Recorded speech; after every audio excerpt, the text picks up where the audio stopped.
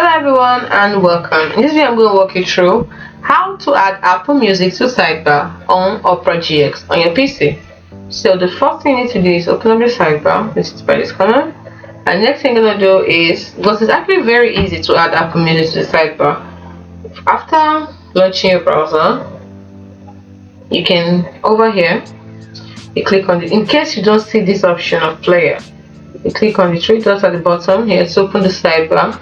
And then make sure the player here under features, make sure it is turned on or marked. So then you click on the player and you can see Apple Music here. So Apple Music is actually one of the players that are there. So music services there. So click the connect button. After clicking on Apple Music, you now click the connect button next to it.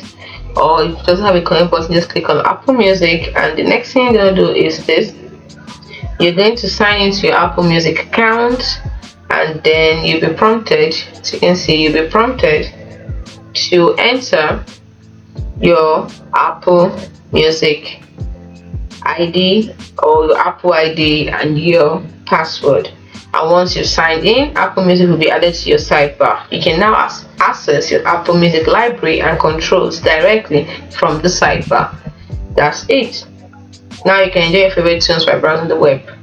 Now in summary, let me say everything I said again, but in summary, the first thing you need to do is make sure that this player icon shows here. Now how do you make sure of that? You click on the three dots at the bottom here, and then you search here until you find player. Make sure it is marked, then it will appear here.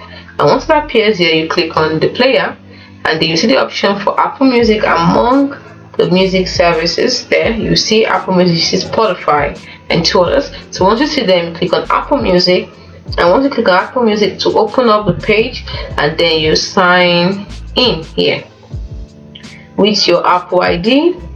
And once you've done that, that's it. You may have to be asked to enter your password. So once you've done that, that's it. So you are good to go.